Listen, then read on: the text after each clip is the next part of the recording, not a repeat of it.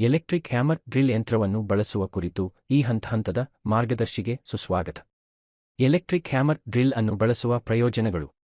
ಒಂದು electric hammer drill ಒಂದು ಶಕ್ತಿಯುತ ಮತ್ತು ಬಹುಮುಖ ಸಾಧನವಾಗಿದ್ದು, ಉದಾಹರಣೆಗೆ ಗಟ್ಟಿಯಾದ ವಸ್ತುಗಳನ್ನು ಕೊರೆಯಲು ಕಲ್ಲಿನಲ್ಲಿ ಸಾಮಾನ್ಯವಾಗಿ ಬಳಸಲಾಗುತ್ತದೆ. ಕಾಂಕ್ರೀಟ್, ಇಟ್ಟಿಗೆ, ಕಲ್ಲು ಮತ್ತು ಗಾರೆ.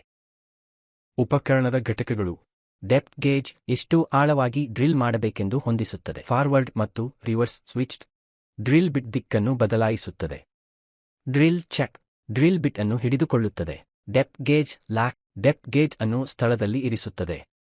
ಲಾಕ್ ಆನ್ ಬಟನ್, ಟ್ರಿಗರ್ ಅನ್ನು ಹಿಡಿದಿಟ್ಟುಕೊಳ್ಳದೆ ಡ್ರಿಲ್ ಚಾಲನೆಯಲ್ಲಿರಿಸುತ್ತದೆ.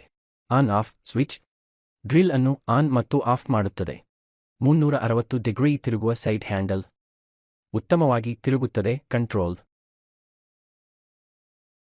ಸಾಂಪ್ರದಾಯಿಕ ವಿಧಾನ ಬಸ್ ಎಲೆಕ್ಟ್ರಿಕ್ ಡ್ರಿಲ್.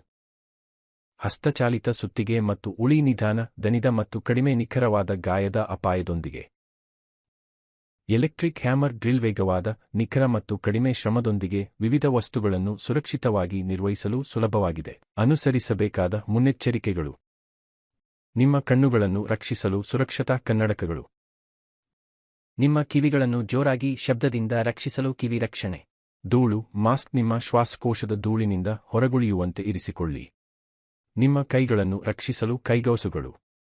ಉಪಕರಣವನ್ನು ಬಳಸುವ ಕ್ರಮಗಳು. ಉಪಕರಣವನ್ನು ಹೇಗೆ ಬಳಸುವುದು? ಇದಕ್ಕಾಗಿ ಸೂಕ್ತವಾದ ಬಿಟ್ ಅನ್ನು ಆಯ್ಕೆ ಮಾಡಿ. ನೀವು ಕಾಂಕ್ರೀಟ್ಗಾಗಿ ಸುಲಭವಾದ ಕಲ್ಲಿನ ಬಿಟ್ ಅನ್ನು ಕೊರೆಯುತ್ತಿರುವ ವಸ್ತು. ನಿಮ್ಮ ಡ್ರಿಲ್ ಮತ್ತು ಬಿಟ್ ಉತ್ತಮ ಸ್ಥಿತಿಯಲ್ಲಿವೆಯೇ ಎಂದು ಖಚಿತಪಡಿಸಿಕೊಳ್ಳಿ. ಡ್ರಿಲ್ ಚೆಕ್ಗೆ ಸರಿಯಾದ ಬಿಟ್ ಅನ್ನು ಸೇರಿಸಿ ಮತ್ತು ಅದನ್ನು ಸುರಕ್ಷಿತವಾಗಿ ಬಿಗಿಗೊಳಿಸಿ.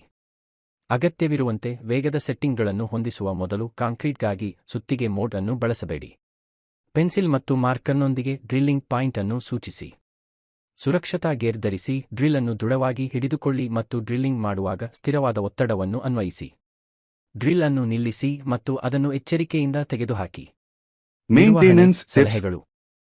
ಪ್ರತಿ ಬಳಕೆಯ ನಂತರ ಸ್ವಚ್ಛಗೊಳಿಸಿ, ಪರಿಶೀಲಿಸಿ ಮತ್ತು ಹಾನಿಗೊಳಗಾದ ಡ್ರಿಲ್ ಬಿಟ್ಗಳು ಮತ್ತು ಹಾನಿಗೊಳಗಾದ ವಿದ್ಯುತ್ ತಂತಿಗಳನ್ನು ಬದಲಾಯಿಸಿ. ಚಲಿಸುವ ಭಾಗಗಳನ್ನು ನಯಗೊಳಿಸಿ. ಇದನ್ನು ಸ್ವಚ್ಛವಾಗಿ ಮತ್ತು ಒಣಗಿಸಿ. ಧನ್ಯವಾದಗಳು.